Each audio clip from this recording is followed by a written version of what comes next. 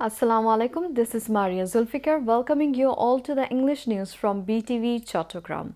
Let's begin with the headlines. ECNEC approves 22 projects worth more than 46,000 crore taka.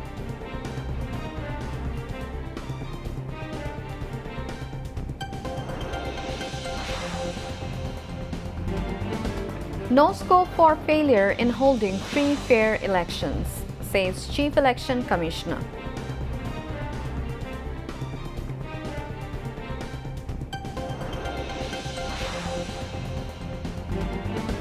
BNP to take action against rebel candidates, warns Party Secretary General.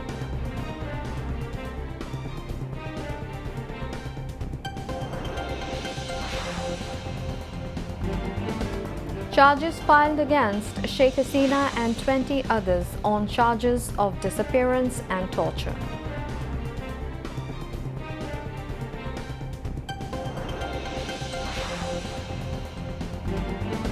Five policemen killed in terror attack in Pakistan.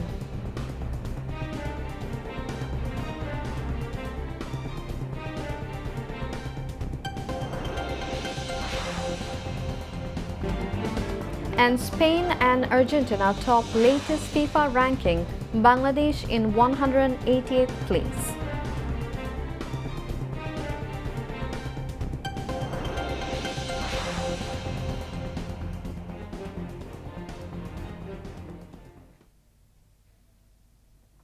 Viewers, those were the headlines. Now moving on to the details.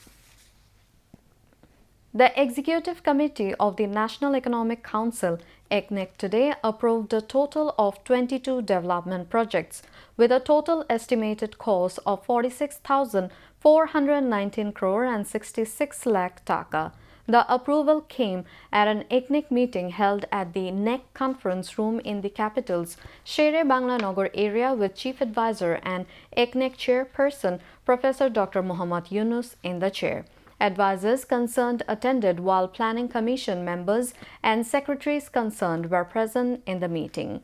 The approved projects are the development of a connecting road from the Kornafuli Tunnel Anwara to the Chattogram Cox's Bazar National Highway up to Gachbari, upgrading the hilly land Port Dugdugi Ghoraghat National Highway in Dinajpur, along with reconstruction of narrow and dilapidated culverts and construction of rigid pavement and drains in market areas. First revised land acquisition and utility relocation support for the four-laning of the Dhaka-Kachpur-Sylhet-Tamabil Highway with separate service lanes on both sides. First revised to construct 672 residential flats in 8 15-story buildings for government officers and employees at Aliganj in Narayanganj. Second revised. Among the projects is also sustainable water management of the Kornafuli River and its linked rivers Kachalong, Raikyang and Shalak in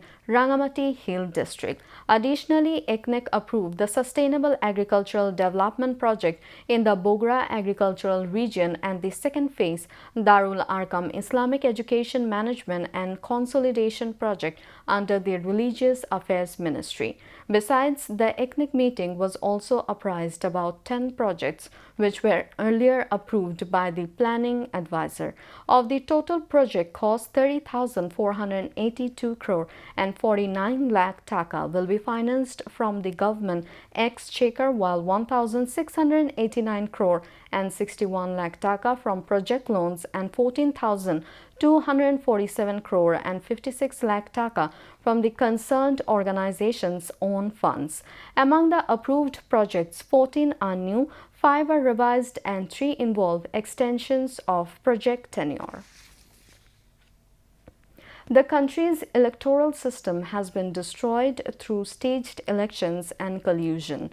Expressing hope for holding a fair and credible election by restoring the rule of law and removing all allegations, Chief Election Commissioner CECA MM Nasiruddin made these remarks.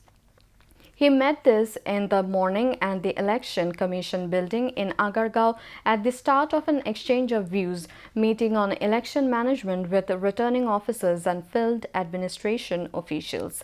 Ahead of the referendum and the 13th National Parliamentary election, the meeting was attended by the Senior Secretary of the Ministry of Public Administration, Divisional Commissioners, Police Commissioners, Regional Election Officers and Deputy DCS and SPS. The CEC said the Election Commission wants to demonstrate what the rule of law truly means this time. At the meeting, he instructed the field administration to ensure the rule of law in order to remove the stigma of flawed elections. He also issued a stern directive that the law is equal for all and that no one will be spared if they commit crimes. Mentioning that the nation is passing through a critical period, the CEC said that failure to fulfill the responsibilities entrusted at this crucial moment would make it impossible to answer to future generations. At the exchange of views meeting, Election Commissioner retired Brigadier General Abul Fazl Muhammad Sanaullah said that candidates are currently complying with the Code of Conduct more than at any other time. He noted that at this critical juncture for the nation, the officials present today have been entrusted with significant responsibilities. Abul Fazl Muhammad Sanaullah called on them to carry out these responsibilities properly, adding that remarkable work is being done at the field level. The Jomiat Ulema-e-Islam has reached a seat-sharing agreement with the BNP in 4 constituencies. BNP Secretary General Mirza Fakhrul Islam Alamgir said conference today at the BNP chairperson's political office at Gulshan in the capital. He said the party would take action if any BNP member contests as a rebel candidate. Mirza Fakhrul Islam Alamgir also said the country is going through a severe transition period and that certain individuals and groups are engaged in dangerous conspiracies to obstruct the transition. At the briefing, BNP Standing Committee member Salahuddin Ahmed said that if the BNP comes to power, no law conflicting with the Quran and Sunnah will be enacted. He added that graduates of Qaumi Madrasas would be given priority in recruitment as religious teachers and that imams and muezzins would receive special allowances. International Crime Tribunal 1 ordered the start of trial after framing formal charges against ousted Prime Minister Sheikh Hasina and 16 others, including former and serving army officers, in a crimes against humanity case over enforced disappearances and torture at the TFI cell during the Army League's regime. The 3-member tribunal bench, led by Justice Ghulam Murtuza Muzumdar, passed the order today. Besides Sheikh Hasina, the accused include her then military advisor Tariq Ahmed Siddiq, former Home Minister Asaduzzaman Khan Kamal, and 14 former and serving army officers. In the case over enforced disappearances, 10 army officers were produced before the tribunal this morning amid tight security. Meanwhile, in another crimes against humanity case involving 3 charges including enforced disappearance and extrajudicial killings, the same tribunal has set January 4 for a hearing on the framing of charges against former army officer Ziaul Ahsan.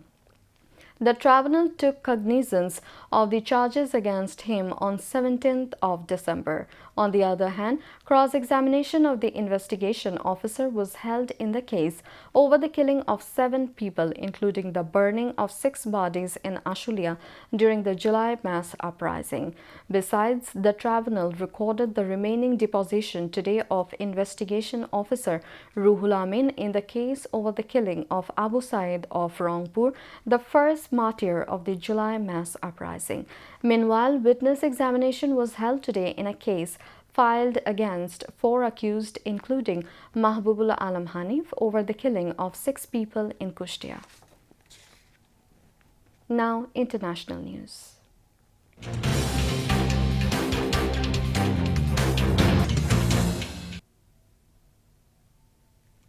5 policemen have been killed on Tuesday after their vehicle came under a terror attack in Pakistan's northwestern Khyber Pakhtunkhwa province. The attack took place in the crore district of the province, according to a statement by Pakistani Interior Minister Mohsin Naqvi. Condemning the attack, Naqvi said, "Attack on security personnel is a clear act of barbarity by brutal elements. The sacrifices of the martyrs will not go in vain. The state will respond with full force." He added, "A large number of security personnel have been deployed in the area to search for their terrorists." Myanmar is holding national elections on December 28 as per the schedule of the country's junta government. The Myanmar military is carrying out intense airstrikes in various rebel-controlled areas of the country amid various controversies and criticism surrounding the elections. The people of those areas are in extreme distress. The rebel group sources said the junta forces killed at least 30 people in an attack on Myanmar's Rakhine state, adjacent to Bangladesh last week. In addition, since mid-September, at least 3 schools and 6 churches have been attacked in Chin state. 12 people, including 6 children, were killed in these attacks, though the junta government has not commented on these issues. Analysts believe the junta government wants to further strengthen its power through the upcoming elections. Objections have also been raised from various countries. Suki's party, the National League for Democracy, is not participating in the elections. Officials from Thailand and Cambodia will meet next week to discuss the possibility of reviving a ceasefire, Thailand's foreign minister said as deadly border clashes entered a 3rd week. Both countries had signed a ceasefire earlier in July, brokered by U.S. President Donald Trump, but fighting broke out again earlier this month, which both countries have blamed each other for. On Monday, top officials from both countries met at a summit in Malaysia, their first face-to-face meeting since fighting resumed. Speaking afterwards, Thailand's foreign minister said the July ceasefire was rushed, saying it was because the U.S. wanted the declaration signed in the time for Trump's visit. Poangkitko said a meeting between military officials from both Thailand and Cambodia would take place on 24 December, and that this would need to happen before any ceasefire agreement could be reached. Cambodia has yet to comment on the matter.